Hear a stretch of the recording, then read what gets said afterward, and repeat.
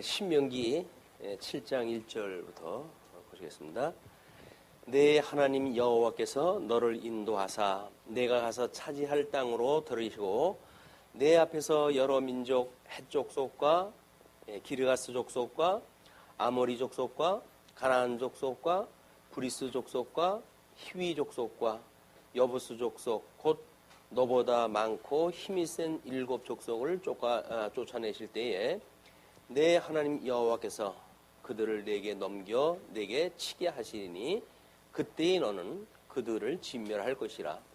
그들과 어떤 언약도 하지 말 것이요 그들을 불쌍히 여기지도 말 것이며 또 그들과 혼인하지도 말지니 내 딸을 그들의 아들에게 주지 말 것이요 그들의 딸도 내 며느리로 삼지 말 것은 그가 내 아들을 유혹하여 그가 여호와를 떠나고 다른 신들을 섬기게 하므로 여호와께서 너희에게 진노하사 갑자기 너희를 멸하실 것임이니라. 4절까지 보았습니다. 우리 7장 이야기는 율법을 순종해야 될 이유로 제목을 잡아놨어요. 이거는 계명 그 내용과 교훈으로서 계명에 대한 교훈, 또 새 언약 자손의 호렙산 언약을 세우시는 그런 그 내용 가운데 지금 진행이 되어지고 있습니다. 율법에 대한 문제가 우리 오전에도 공부를 했지만 오후에 다시 한번 언급이 되어지는데 일단은 1절부터 4절까지가 다른 신을 섬기게 될 것을 경계하는 일입니다.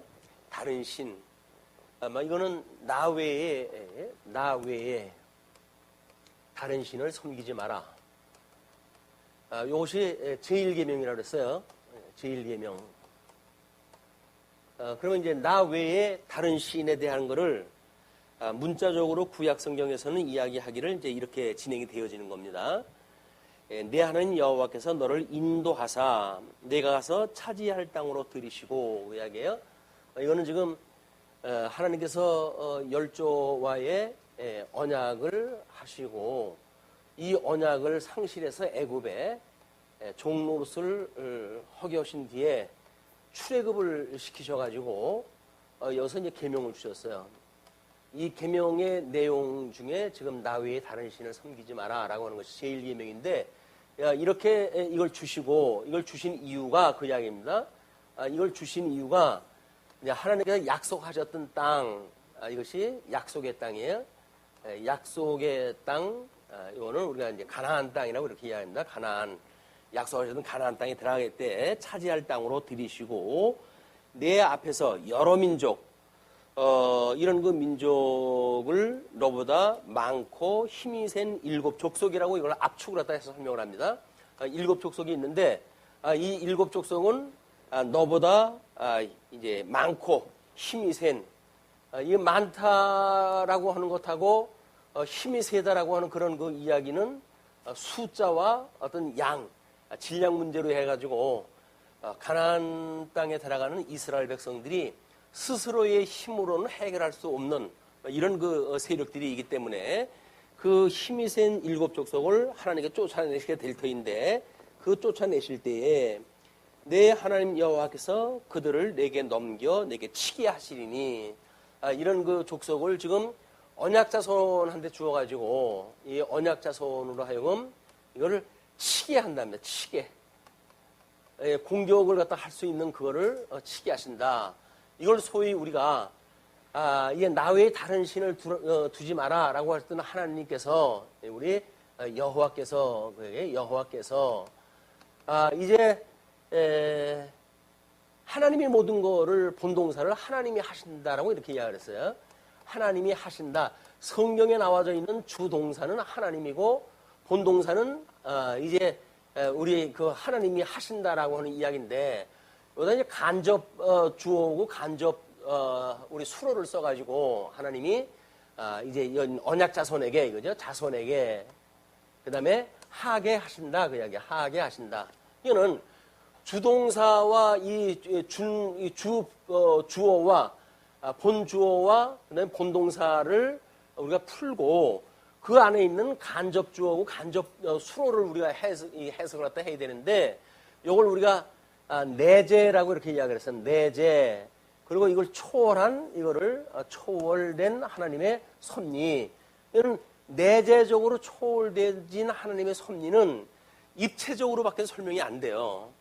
왜냐면 우리 해 아래서 눈에 보이는 공간 속에서 시간과 공간이라고 한다면 지금 많고 힘이 세고 이런 사람들과 언약자성과의 그냥 수평적인 관계만 설명이 되어지거든요. 근데 이것이 아니라 요것은 내재적인 설명이고 하나님께서 이스라엘 백성들을 열조에게 언약하신 대로 인도하신 여호와 하나님 이분을 설명했다 하려면 초월되어지는 하나님의 그런 그 사역을 우리가 이해했다 해야 돼. 그래서 하나님은 이 초월되어지는 하나님의 영광을 선포하시는 일이고 그 다음에 이 하게한다라고 하는 그 이야기는 여기서 인간이 어떻게 하나님을 경외하는가에 대한 문제거든요. 그냥 하나님을 경외한다는 이야기는 하나님이 어떠한 분인가를 알아야 이게 이제 되어지는 건데 이 하나님의 그 경외를 하나님께 때로는 많고 힘이 센 백성도 언약자손들한테 치게 하심으로 하나님의 영광을 계시하신다. 이제 이렇게 이해가 되겠죠. 네, 지금 그 1절서부터 2절까지, 1절까지 소개되어진 그것인데, 내 하나님 여호와께서 그들을 내게 넘겨치게 하시리니 그때에 너는 그들을 진멸할 것이라. 이걸 치게뿐만 아니라 여기서 더 나가지고 진멸해라 그 이야기예요. 이 진멸이라고 하는 그거는 완전히 전멸을 시키는 이야기입니다. 남녀노소 할 것 없이 그런 그 일이기 때문에 그들과 어떤 언약도 하지 말 것이요. 이 사람들과 뭐 이 치게 하고 진멸하는 이런 그 과정 중에 때로는 이 사람들과 뭐 어떤 약속이 되어질 수가 있겠죠. 협상을 한다든가 뭐 우리가 뭐 우리 딸들을 다 너희들한테 준다. 우리만 살려다오. 뭐 당신네들 종으로 살 테니까 살려다오. 뭐 이런 여러 가지 협상할 그런 그 여지가 있잖아요.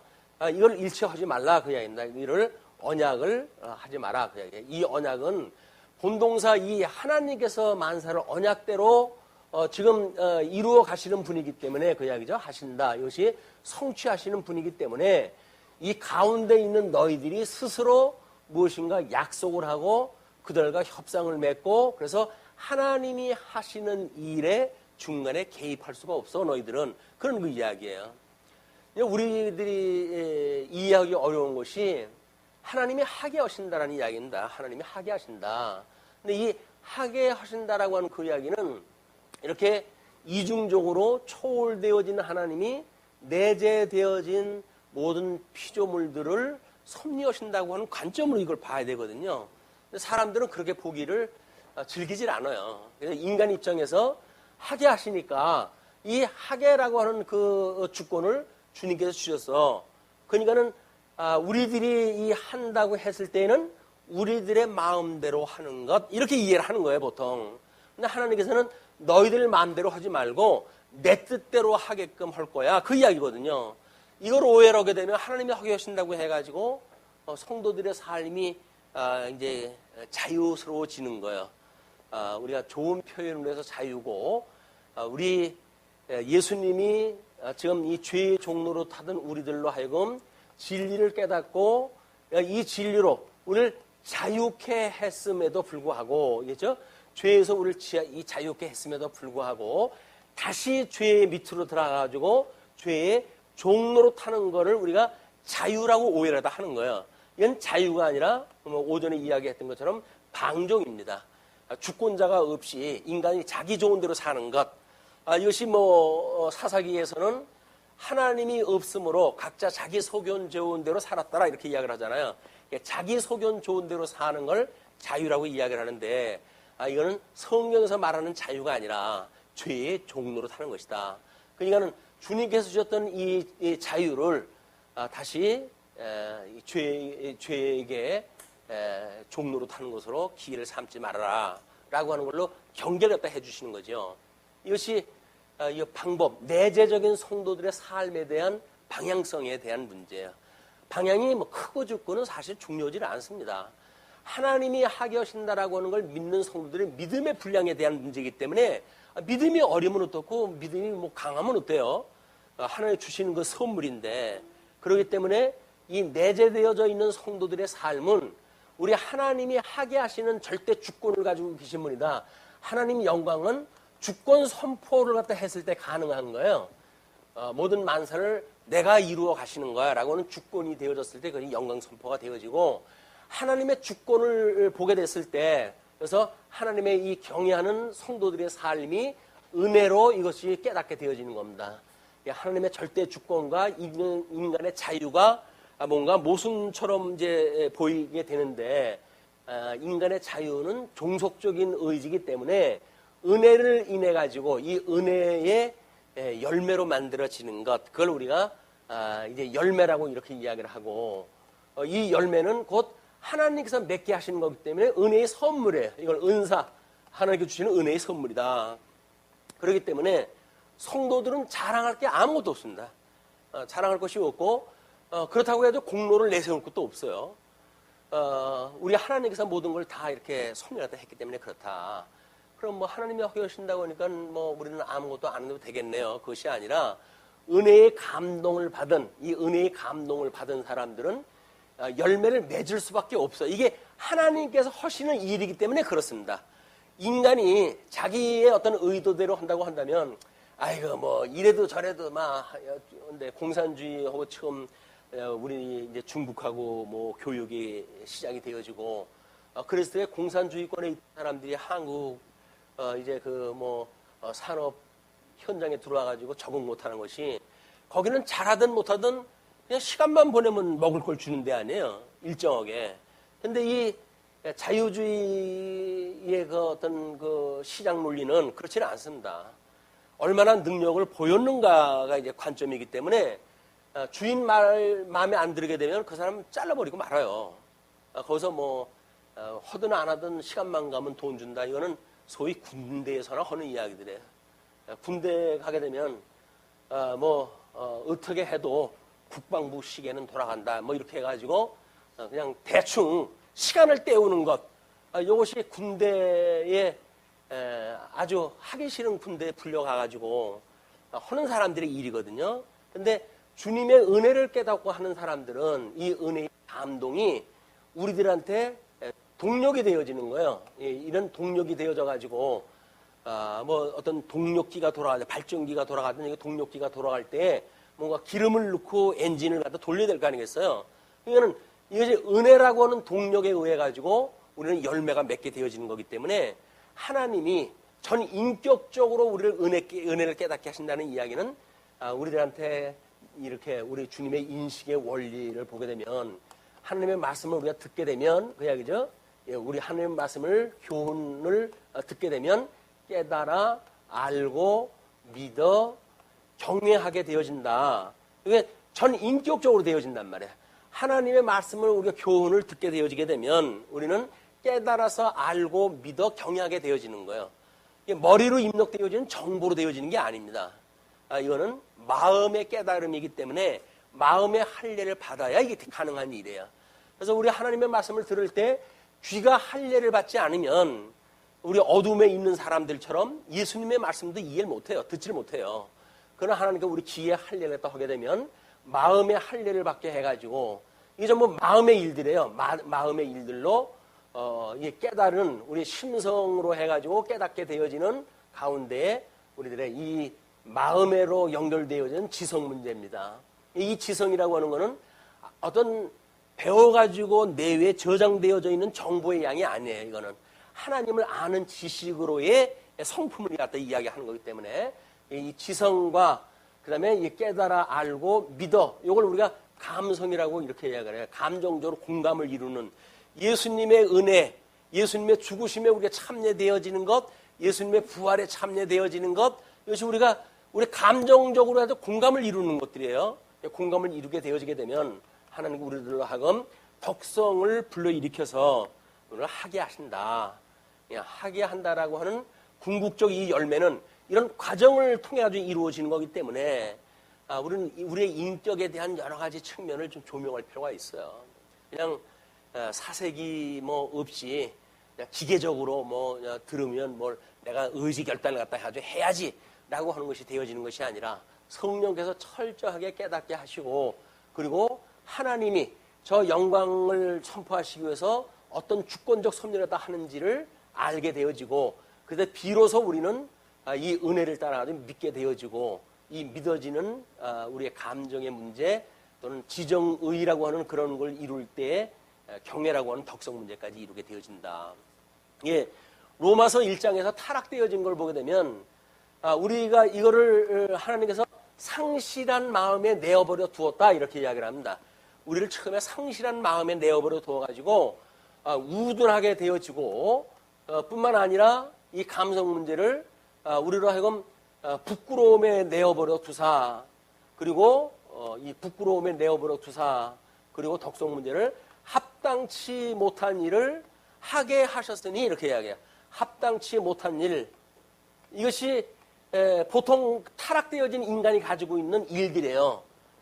그 합당치 못한 일들을 하나님이 주권적으로 이걸 허게 하시는 거예요.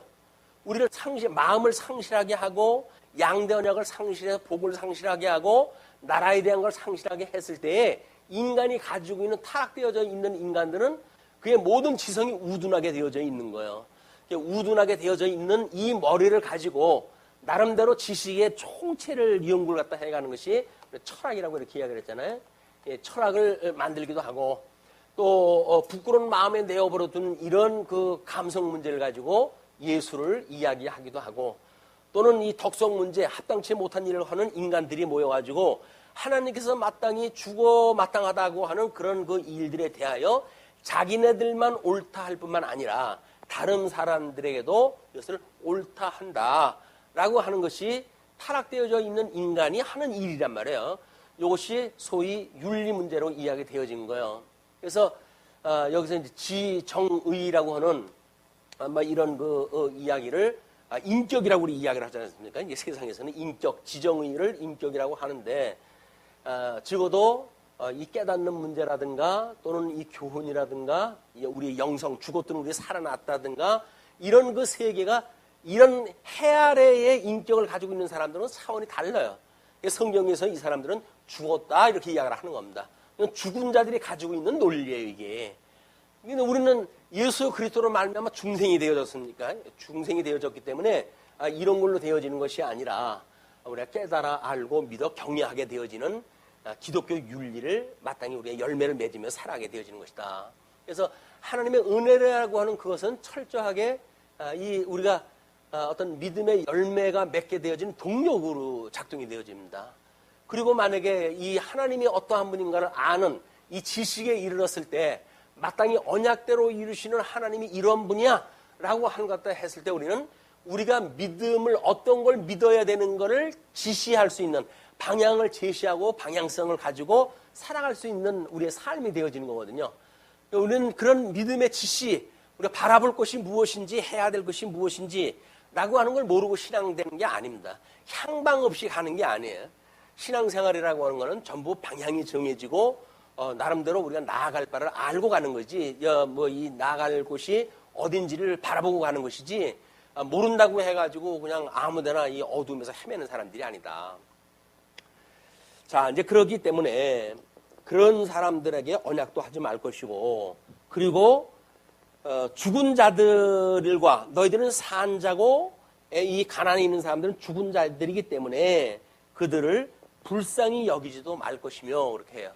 불쌍히 여기지 말라는 이야기는 성경에서 보게 되면 하나님이 사랑의 덕목을 이야기할 때, 또는 여기서 이제 덕성을 합당치 못한 일을 했을 때 무자비하고, 이렇게 무자비하고, 이쪽에서 사랑을 갖다 이야기했을 때는 뭐라 그러죠? 사랑을 이야기했을 때는 여기서 끊임없이 이 자비를 갖다 이야기한단 말이에요. 그런데 어떤 데서는 무자비하다라고 하는 그것을 지금 여기서는 무자비하게 하라는 이야기 아니에요. 불쌍히 여기지 말게 하라는 이야기 아니에요. 근데 어디서는 또 자비하시는 하나님을 따라서 사랑하라라고 하잖아요. 이거를 같은 수평선상에다 놓고는 해석이 안 돼요. 그냥 원어라고 해가지고 이쪽 세계의 단어와 이쪽 세계의 단어가 같은 단어를 쓰고 있거든요. 그걸 원어라고 해가지고 똑같이 번역을 한다고 일이 해결되는 게 아니에요. 그러니까 우리는 성경 전문을 통해가지고 단어를 이해를 하는 거지, 그걸 문자적으로 설명되어진 단어의 어떤 특히 이제 히브리어 같은 건 다의성을 가지고 있거든요. 여러 가지 의미가 있는 거기 때문에 그를 하나로 통일시킨다는 것이 정답인 것처럼 생각이 드는데 그렇지는 않습니다. 그래서 우리 뭐 언젠가도 말씀을 드렸지만 양대 언약을 했던 이 복이라고 하는 이런 그 단어를 역사서에서는 이거를 저주로 번역한 데가 있어요. 아니 복이라고 하는 단어고 저주는 정반대인데 역사서에서 이걸 저주로 번역을 한 데가 나온다니까요. 왜 그러냐 하면 이것이 초월되어진 하나님의 일과 내재되어진 인간의 이야기를 했을 때는 정반대의 이런 뜻이 나올 수도 있는 거다. 그냥 뭐 원어가 어떻고 저쩌고 하게 되면서 모든 걸 묶어내가지고 똑같은 단어로 만들어가지고 설명하려고 하는 건 얼마나 이게 어려운 일인지 몰라요. 될 수가 없는 일이기 때문에 이런 거는 이제 성경의 전문을 통해 가지고 우리가 그런 내용을 파악할 수가 있기 때문에 뭐 이 히브리어 같은 거는 모음이 없어가지고 자음으로만 해가지고 띄임표도 없이 전부 쓰는 거거든요. 그거는 뭔지 그걸 읽어내가지고 뜻 알기가 쉽지 않아요. 그럼에도 불구하고 전체적인 맥락을 통해 가지고 의미를 파악하고 그러기 때문에 원화가 어떻고 해야 내세우는 사람들은 그렇게 기기울 일이 아닙니다. 뭐 예수님 왔을 때 유대인들은 전문적으로 쓰던 사람들은 아니에요. 물론 아람어를 갖다 그때 사용을 갖다 했지만 그런 사람들도 하나님의 뜻을 모르는데 인제 와가지고 뭐 공부 좀 해가지고 원어 공부한다고 해가지고 뭐가 달라진다고요? 천만의 말씀이에요. 그건 성경을 너무 문자적으로 수평적으로 이해를 했기 때문에 나타나는 현상들입니다. 구조적으로 이해를 갖다 하지 않습니다. 천상계와 천하계에 대한 구조적 하나님이 계신 것 위로 난 것과 아래 난 것하고는 천양지차가 다르기 때문에 달리 해석이 돼야 된다. 이렇게 보시면 될 것 같아요. 뿐만 아니라 또 그들과 혼인하지도 말지니 내 딸을 그들의 아들에게 주지 말 것이요 그들의 딸도 내 며느리로 삼지 말 것은 그가 내 아들을 유혹하여 그가 여호와를 떠나고 다른 신들을 섬기게 하므로 여호와께서 너희에게 진노하사 갑자기 너희를 멸하실 것임이니라. 이거는 지금 그 멸하게 되어지는 이런 이 하나님께서 여기까지 주었을 때 멸하게 되어진다는 거죠. 멸하게 되어진다. 그러면 여기서 이 약속을 어겼을 때 이야기예요. 이 주어졌던 계명을 이 불순종했는 것, 이 불순종이 우리가 율법의 저주 아래 있게 되어지는 거 아니에요? 그래서 죄가 죄로 드러나게 하고 죄를 더욱 짓게 하고 이것이 우리 정죄 기능이라고 이렇게 이야기했잖아요. 정죄 기능. 이 정죄 기능 아래 있기 때문에 이 하나님 앞에 이 정죄를 하면서 살아가는 사람들한테 예수님께서 요한복음에서 뭐라고 그래요? 너희들은 거기서 그렇게 살다가 죽어. 그 이야기 아니에요. 이 사망 가운데 그냥 죽는다. 그 이야기입니다. 영원한 사망에 이르는 것이 여기서 불순종해서 예수 그리스도로 말미암아 회복이 안 된 사람들의 아픔의 문제예요. 그런 뒤에 또 다른 신들을 섬기게 함으로 여호와께서 너희에게 진노하사 갑자기 너희를 멸하실 것임이라. 이런 사람들은 지금 이 진멸, 하나님께 진멸하는데 이거 들어가게 되어지는 겁니다. 하나님께서 이 불순종을 했을 때 진멸을 하게 하시겠다. 그리고 5절서부터 11절을 보시게 되면 순종하는 자에게 언약을 이행하실 것인데 오직 너희가 그들에게 행할 것은 이러하니 그들의 제단을 홀며 주상을 깨뜨리며 아세라 목상을 찍으며 조각한 우상들을 불살할 것이다. 이것이 뭐예요? 두 계명이 이 번째 계명, 두 번째 계명으로 해가지고 우상을 만들지도 말고 섬기지도 말고 절하지도 마라. 그렇게 이야기를 했잖아요. 그러니까 너희들이 갔을 때 그들의 만약에 이런 결혼을 갖다 한다든지 하면 미혹을 당해가지고 두 번째 계명을 어길 수밖에 없어. 그 이야기예요. 이걸 어기게 되면 마찬가지로 정죄 기능에 있었을 때 불순종했기 때문에 이 죄 가운데 하나님께서 멸하시고 말 것이야. 그런 그 이야기죠. 그러면서 6절 너는 여호와 내 하나님의 성민이라. 예, 거룩한 백성을 언약 자손을 성민이라고 이렇게 이야기해요. 성민, 거룩한 백성, 구별되어진 백성이란 말이에요. 이 사망 권세, 가나안 7족속은 구별되어진 백성, 성민이니 그 이야기죠. 그래서 내 하나님 여호와께서 지상 만민 중에서 너를 자기 기업의 백성으로 택하셨나니 이 언약의 자손들을 하나님께서 이미 택했다고 그러는데 이 택한 거는 이미 창세전에 그리스도 안에서 선택되어진 거예요. 이거를 이제 열조를 통해 가지고 아브라함을 불러 가지고 이제 아브라함을 선택을 해가지고 이 언약을 이루어 가시고 해 가시기 때문에 아브라함의 자손이라라고 하는 것을 택자다 이렇게 이야기를 하는 겁니다. 우리 하나님께 택함을 받은 백성들이야 우리는 선택되어진 백성이야 라고 이야기하다 하는 거죠. 그런데 여호와께서 너희를 기뻐하시고 너희를 택하심은 너희가 다른 민족보다 수요가 많기 때문이 아니니라. 너희는 오히려 모든 민족 중에 가장 적으니라. 여호와께서 다만 너희를 사랑하심으로 말미암아 너는 너희의 조상들에게 하신 맹세를 지키려 하심으로 말미암아 자기의 권능의 손으로 너희를 인도하여 내시되, 그래서 애굽의 종로로 타는 너희를 사랑하시기 때문에 인도하여 내셨다. 예, 너희의 손으로 너희를 인도하여 내시되 너희를 그 종 되었던 집에서 애굽왕 바로의 손에서 속명하셨나니.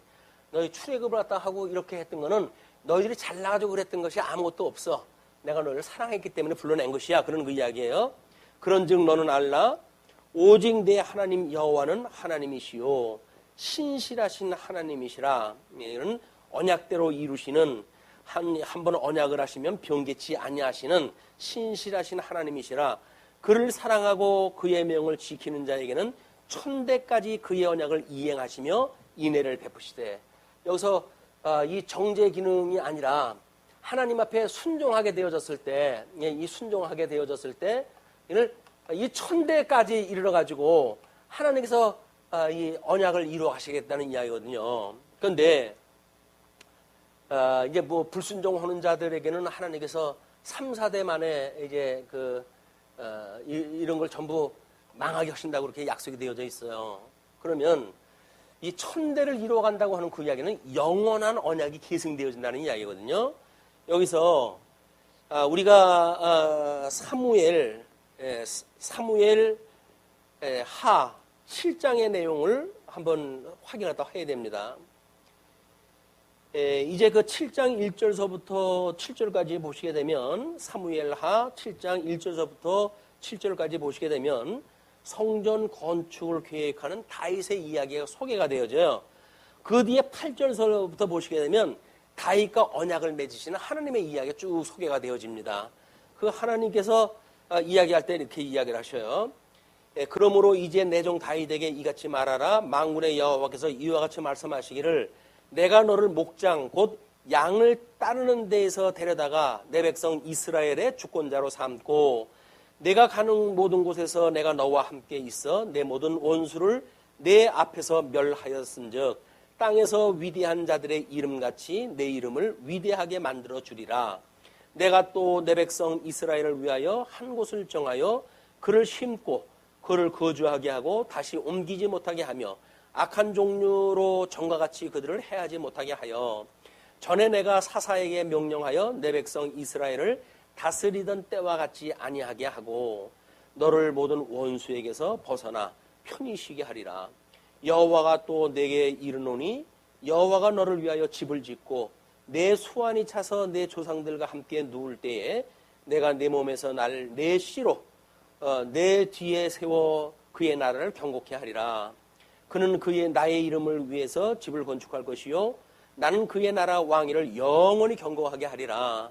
나는 그에게 아버지가 되고 그는 내게 아들이 되리니 그가 만일 죄를 범하면 내가 사람의 매와 인생의 채찍으로 징계하려니와 내가 내 앞에서 물러나게 한 사울에게서 내 은총을 빼앗은 것처럼 그에게서 빼앗지는 아니하리라.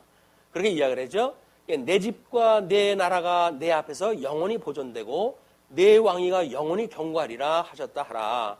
나단이 이 모든 말씀들과 그 모든 계시대로 다윗에게 말하니라. 나단 선지자가 지금 다윗이 하나님의 성전이 이렇게 없는데 나는 궁궐을 짓고 사는 것이 몹시 안타깝습니다. 내가 성전을 짓고 싶습니다. 이야기를 했더니 야 나는 어디 것이고 안이 있는 곳이 없고 무대부도한 하나님이야. 너희들이 지은 집에 내가 거하는 그런 하나님이 아니란다. 그러니까 너한테 그런 거 요구하는 하나님이 아니야.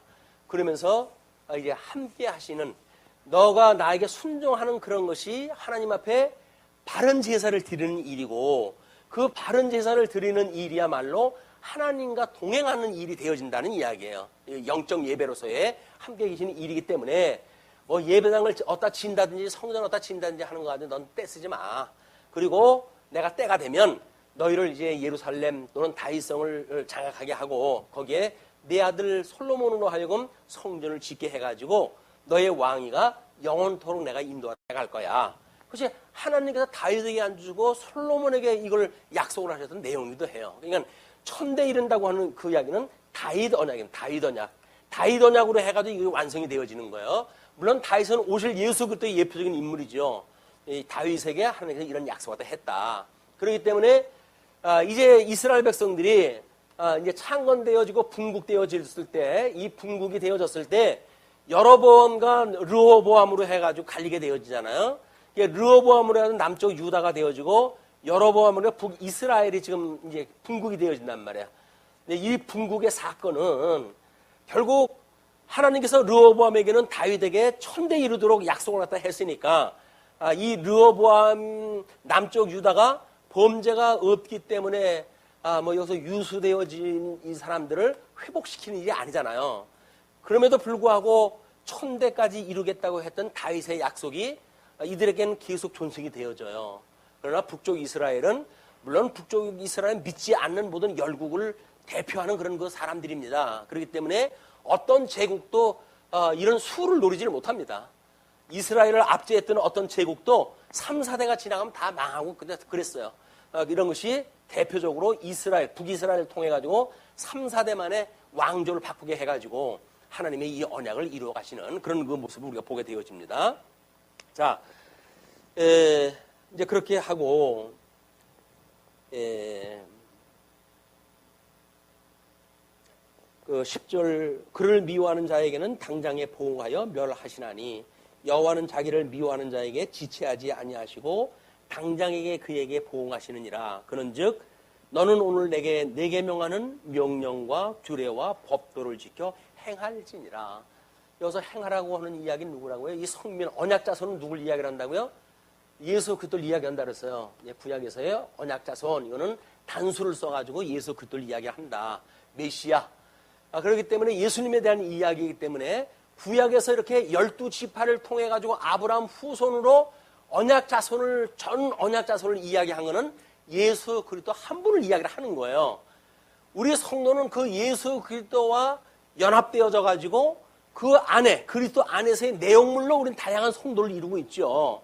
이것이 모형적으로는 아브라함에게 언약했던 이 이스라엘 백성들이 아브라함에게 속해가지고 하나의 언약자손이 되듯이 우리 예수님은 이 땅에 하나님의 아들로 이 땅에 오셔가지고 이제 그 믿음에 언약되어진 사람들, 하나님께서 보내준 자들을 예수 그리스도 안에 거하게 하심으로 해가지고 예수님이 머리가 되게 하신단 말이에요. 이것이 열조에게 아브라함에게 주었던 할례의 문제를 통해 가지고 이게 하나의 백성이라고 하는 소속을 정한다고 그러지 않았어요.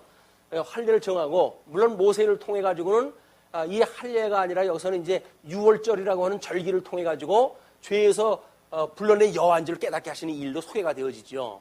이걸 예수님한테 와가지고는 할례가 아니라 이제 우리들한테 예수 그리스도로 말미암아서 함께 세례를 받게 되어지는 거예요. 예수를 믿는다 이 이야기는 세례를 받게 하시고 이걸 끊임없이 우리한테 기억하게 하시는 일이 성례를 통해 가지고 우리 이 복음을 깨닫게 하는 일로 뭐 교회의 때로는 은혜의 방편으로, 때로는 교회의 어떤 그 표지로 해가지고 주신 내용이다. 이건 성례라고 하는 것이 단순하게 어떤 칠성례하고 그 중에 같기 때문에 다 없애야 되는데 이걸 뭐 개혁자들이 남겨놨다든지 이런 그 일은 성경에서 말하는 원리를 갖다 모르기 때문에 하는 일이에요. 이 성례는 매우 중요한 두 가지 요소입니다. 이 세례 받는 일과 성찬에 대한 문제, 이것은 지금 우리한테 매우 중요한 일로 되어져 있다. 이거 전체를 성례라고 그러는데 세례와 그다음에 성찬, 이 두 가지가 이 성례로 되어져 있기 때문에, 자 이렇게 하시고 12절서부터 16절까지 보시게 되면 계명에 순종할 때 복을 주시기 위한 거라고 이렇게 이야기를 하죠. 너희가 이 모든 법들을 듣고 지켜 행하면, 이런 조건문 때문에 보통 이걸 어떻게든지 조건문을 없애려고 시도를 하기도 해요. 그럴 수가 없어요. 왜냐하면 행위 언약으로 주신 일들이기 때문에 행위 언약은 조건 언약이에요. 그래 그 조건 언약으로 해가지고 망하기도 하고 흥하기도 하는 일이기 때문에 뭐 그거를 굳이 제거시킬 수가 없습니다.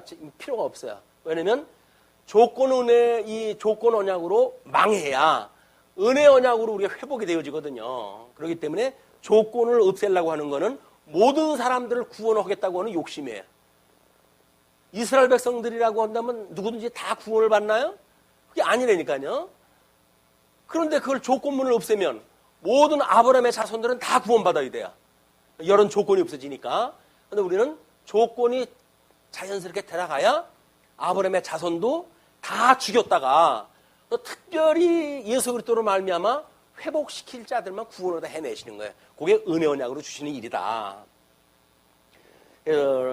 그리고 13절 곧 너를 사랑하시고 복을 주사 너를 번성하게 하시되 내게 주리라고 내 조상들에게 맹세하신 땅에서 내 소생에게 은혜를 베푸시며 내 토지 소산과 곡식과 포도주와 기름을 풍성하게 하시고 내 소와 양을 번식하게 하시리니, 이게 생육 번성하고 땅을 정복하고 다스리라고 했던 그런 통치 언약까지 다 이루어지는 현상의 문제예요.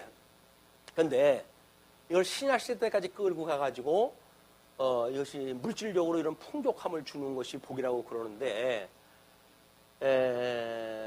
우리가 지금 그 기독교에서 제일 어려움을 겪는 것이 뭐냐면, 이 물질 세계의 어떤 소위 세속적 성공이 교회의 성공이라고 착각을 하는 겁니다.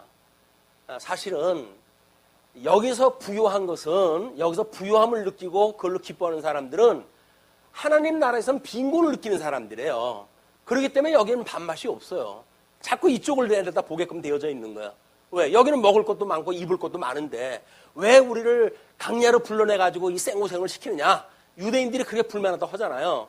애굽으로 다시 돌아가자. 그런 그 이야기예요. 이쪽에 가면 먹을 것도 많고 입을 것도 많고 이렇게 하는데, 이런 그 내용이 이게 출애굽했던 이스라엘 백성들이 가지고 있던 미혹입니다. 미혹. 그런데 이런 그 내가 복을 받음이 만민보다 훨씬 더하여 너희 중에 남녀와 너희의 짐승의 암수에 생육하지 못함이 없을 것이며, 생육하고 번성하라고 했던 하나님의 언약대로 이루어지는 현상을 소개한다고 그랬고, 그 언약대로 이루어지는 육적 계시가 아니라 예수 그리스도로 말미암아 이루어지는 영적 계시의 방법은 뭐라고요? 신령한 하나님의 백성에 대한 번성, 그리고 신령한 하나님의 그런 백성들이 살 영역, 우리 문화의 영역도 마찬가지예요. 믿는 사람들이 얼마나 그 영역을 우리가 누리고 살 것인가, 그 통치하는 그런 그 문제도 마찬가지죠. 우리가 예수를 믿음으로 해가지고 얼마나 영적 통치력을 가지고 살아갈 것인가. 이제 그거를 우리가 여기 표에는 그것이 나와져 있지는 않지만, 우리 주님께서 이런 그 일을 갖다 해가실 때 사회적인 그런 그 문제, 생육하고 번성하라고 하는 그런 문제를 선지직을 통해 가지고 생육 번성하는 이 언약 자손을 이루어 가시잖아요. 땅 언약에 대한 문제는 어떻게 하신다고요? 땅 언약에 대한 문제도 하나님께서 지금 우리에게 이 예루살렘과 유대와 사마리아 땅끝까지 이르러가지고 증인이 되어지게 한단 말이에요. 통치에 대한 언약도 예수 그리스도 만왕의 왕 대신 그리스도 통치를 해 가시잖아요. 그러니까 왕직, 선지직, 제사직에 의해 가지고 하나님의 신령한 이걸 이루어 가셔요. 그래서 만약에 우리가 그 예수를 믿게 되면, 예수를 믿는 성도들이 가지고 있는 이 원리가 어떻게 되어진다고요? 사회적인 영역에서 우리는 사직생의 원리를 따라가지고 내가 나를 관제물로 들여가지고 새로운 생명으로 일으키는 일이 있게 되어지고, 연죽보의 이런 그 원리로 해가지고 내 것을 포기함으로 해가지고 다른 사람을 부욕해 하는 일들이 만들어지고, 그 다음에 봉죽치의 원리를 가지고, 성김으로 해가지고 스스로 우리가 다스리는 관리를 갖다, 이 통치를 갖다 해간단 말이에요. 이런 것이 사랑의 원리에 작동에 의해서 되어지는 거예요. 이것이 하나님이 신령한 사람들한테 하게 하시는 원리다. 세상의 통치 능력 가지고 하는 거 아니에요. 그걸 이룬다고 해가지고 뭐 리더십이 있어야 되고 뭐 카리스마가 있어야 되고 이렇게 이야기도 하는데, 카리스마 가지고 통치하는 데가 아닙니다. 교회는 리더십을 가지고 통치하는 데가 아니에요. 그냥 어린 양 권세를 믿는 사람들은 섬기게끔 되어져 있어요. 섬기면 주님께서 우리를 사악했던 이런 우리를 하나님의 사람을 만들었듯이 하나님의 어린 양들도 하나님께서 그렇게 해가시는 거거든요. 그렇기 때문에 뭐 쓸데없이 이 사회에서 무슨 통치술을 배워가지고 그걸 교회로 끌고 오는 건 맞지 않는 이야기예요. 그렇다고 해서 그런 걸 가지고 세상에 나간다고 해서 통한다는 이야기는 아닙니다. 물론 그걸 믿을 수 있을 만하면 얼마나 좋겠어요. 그런 삶으로 여기서 내가 불이익을 당해도 그 사람들한테 그렇게 사랑으로 섬기고 그런 일이 있으면 얼마나 좋겠습니까? 그러나 그것이 되리라 믿고 그런 일을 갖다 하는 거는 그렇게 현명한 일은 아니에요. 거의 안 되는 일이에요. 그러나 예수님이 정말 믿어지기 때문에 그렇지 않고는 내가 살 수가 없어. 정말 그런 긍휼한 마음을 가지고 난 살아갈 거야 라고 하는 불일듯한 마음을 주시게 되면 우리는 그렇게 살 수밖에 없죠. 그래서 바보같이 사는 그 기독신자들의 이야기는 전부 그런 이야기예요. 여기서 왜 바보같이 이렇게 삽니까? 그 이야기는 주님께서 이루어간다고 하는 걸 믿기 때문에 그렇게 살아가게 되어지는 거다. 예. 여호와께서 모든 질병을 내게서 멀리하사 너희가 아는 애굽의 악질에 걸리지 않게 하시고 너를 미워하는 모든 자에게서 걸리게 하실 것이라. 이걸 가지고 우리가 강론을 갖다 하게 되면 설교로 이렇게 순종하면 여러분들은 이런 복을 받습니다 라고 메시지가 떨어져야 두 눈이 번쩍 떠지고 뭐 이제 이거 열심을 갖다 발동시키려고 하는 의지, 결단 뭐 이런 게 만들어질 텐데 이걸 이렇게 설명하게 되면 참 어려워요. 그러니까 하나님이 해가신다고 믿어지지 않으면 그렇게 할 수가 없습니다. 우리는 하나님이 하신다고 믿어지기 때문에 우리는 그렇게 살지 그런 그 이야기는 뭐 하지 말란다고 안 하겠어요. 하란다고 하겠어요. 자기 믿음의 분량 따라 되어지는 건데, 내 하나님 여호와께서 내게 넘겨주신 모든 민족을 내 눈이 궁휼히 여기지 말고 진멸하며 그들의 신을 섬기지 말라. 그것이 내게 올무가 되리라. 내가 혹시 심중에 이르기를 17절부터 24절까지 하나님의 함께 계심을 알게 하시기 위한 것이다. 그렇게 이야기를 하죠. 내가 혹시 심중에 이르기를 이 민족들이 나보다 많으니 내가 어찌 그를 쫓아낼 수 있으리요 하리라마는 그들을 두려워하지 말고 내 하나님 여호와께서 바로와 온 애굽에 행하신 것을 잘 기억하되 중생되어진 성도가 육체의 소욕을 갖다 가지고 이 아주 굳어버렸던 이 육체의 소욕을 내가 어떻게 멸할 수 있으랴 이렇게 걱정하지 말라는 거예요. 왜? 죽었던 너희를 하나님이 살리시지 않았느냐 그런 그 이야기예요. 이게 칭의의 은혜를 깨달은 사람들은 왜 성화에 대한 과정을 하나님 죽었던 우리 살리셨는데 우리로 하여금 육체의 소욕대로 살아가는 걸 주님께서 왜 통제를 안 해주시겠느냐라고 하는 걸 믿고 살아가게 되어진다. 그래서 이제 그들을 두려워하지 말고 내 하나님 여호와께서 바로와 온 애굽에 행하신 것을 잘 기억하되 내 하나님 여호와께서 너를 인도하여 내실 때에 내가 본 큰 시험과 이적과 기사와 강한 손과 편파를 기억하라. 내 하나님 여호와께서 내가 두려워하는 모든 민족에게 그와 같이 하실 것이요. 우리가 첫 번째 이 짐승의 권세를 잘 알아야 나중에 이제 이 우리 포로로 끌려갔을 때 이 사람들의 권세는 뭐예요? 여전히 이 사람들도 짐승의 권세예요. 그래서 애굽에서 건져냈던 이 제일 큰 짐승 권세인데 7두 시각을 가지고 있는 권세입니다.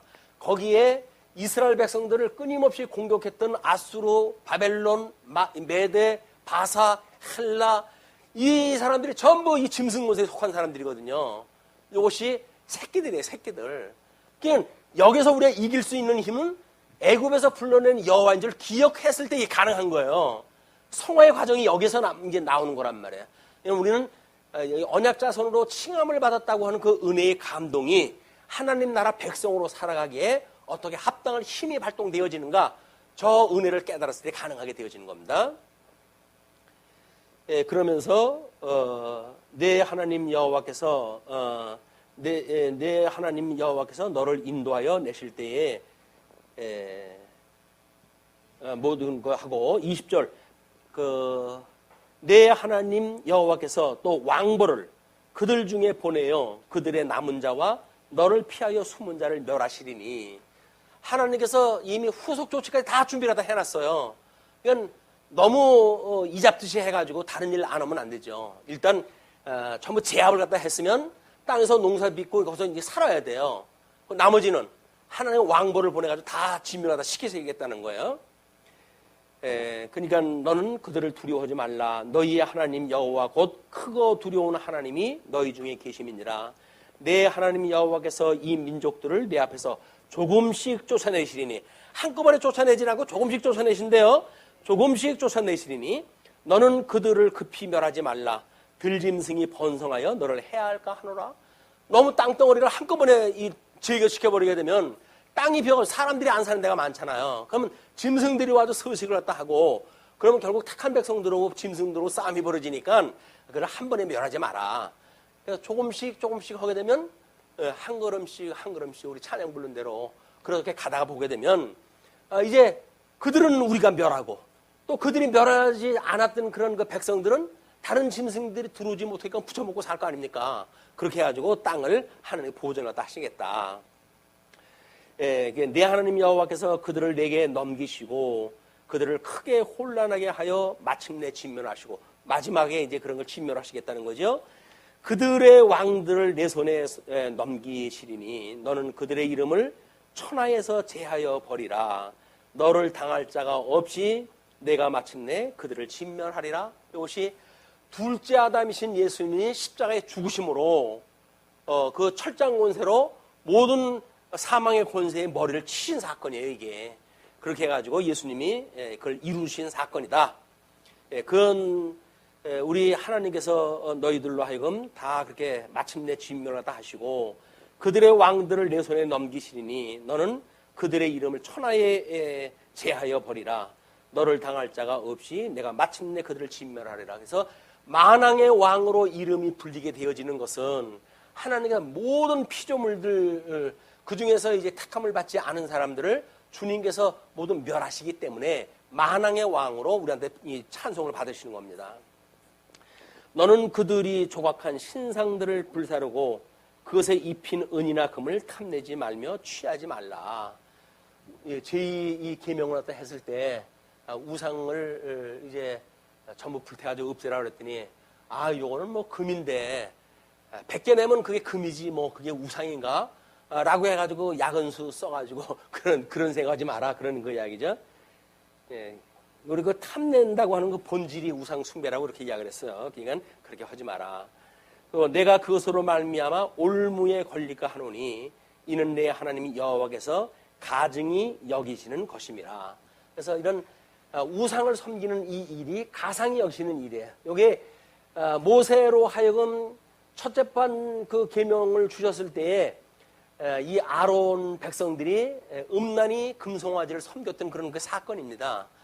그렇게 하니까는 이제 그 돌판을 깨트려 버리고 다시 올라가서 두 번째 돌판을 받아 내려왔는데 이제 그 율례와 규례, 이 양대 언약을 상실했던 이런 그 첫 번째의 언약에 대한 걸 상기하고 그 다음에 은혜 언약을 인하여서 우리한테 택한 백성들을 끝없이 구원하시는 하나님의 섭리를 깨닫는 일을 그런 방식으로 보여준 거예요.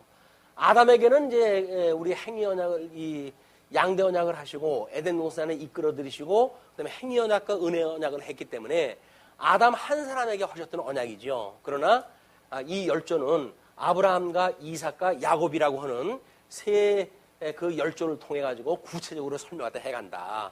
그렇게 이해를 하시게 되면 오해가 없을 거라고 보여집니다. 그리고 너는 가증한 것을 내 집에 들이지 말라. 너는 그것도 같이 진멸당할까 하노라.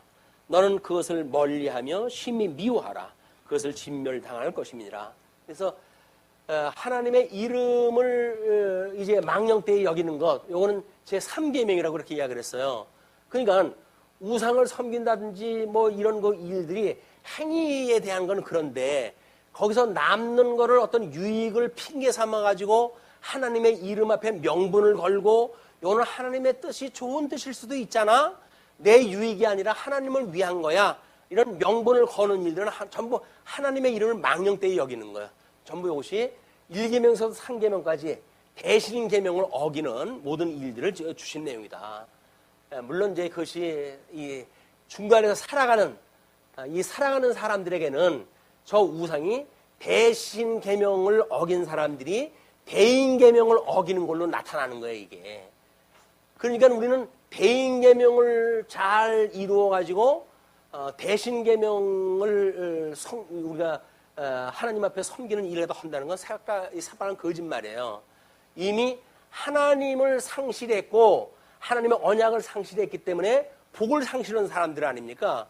그렇기 때문에 대인 계명이라고 하는 그거는 우리들이 하나님의 은혜를 깨닫고 그래 복에 참여한 자들이 우리가 이루어가야 되는 것이 대인 계명이지, 대인 계명을 우리가 스스로 뭔가 지켜가지고 복에 참여가 되어지고 그리고 하나님을 섬기는 대신 계명을 우리가 할 수 있다라고 믿는 것은 거꾸로 생각하는 일이에요. 거꾸로. 우리는 대신 계명, 대인 계명은 여기서 우리들이 마음대로 할 수가 있는 게 아니에요. 복을 상실한 사람들은 철저하게 합당치 못한 일을 하면서 살아가도록 되어져 있는 겁니다. 그러나 은혜를 입고 저 복에 회복되어진 사람들, 예수 그리스도로 말미암아 중생되어졌고 영생을 얻은 자들에게는 하나님께서 복에 참여가 되어졌으니까 복 있는 사람들이 어떻게 살아갈 것인가, 이것이 대인 계명을 통해서 나타나는 거야. 그래서 사회적인 걸로 해가지고는 사적생의 원리로, 연죽보의 원리로, 봉주치의 원리로 해가지고 교회에서의 이것이 우리 삶의 원리로 작동이 되어지는 겁니다. 교회 생활의 원리가 복잡한 거 아무것도 없어요. 이게 하나님의 뜻일까 아닐까? 뭐 여러 가지 생각할 거 없어요. 그냥 이 원리만 생각해보게 되면 바로 하나님의 뜻이 연상이 되어질 겁니다. 예, 오늘 여기까지 할까요? 기도하시죠.